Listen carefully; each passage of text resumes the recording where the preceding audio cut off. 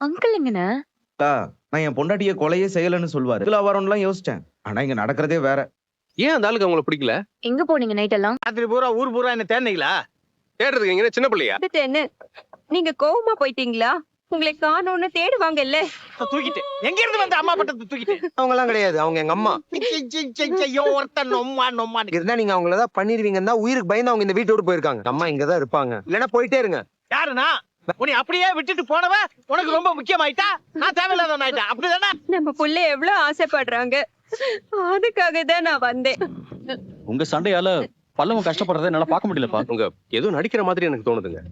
நீங்க பேசும்போது எனக்கு நிறைய தடவை அப்படிதான் தோணி இருக்கு. நான் பேசும்போது அப்போ எனக்கு என்ன பாட்டு வச்சிருக்கீங்க?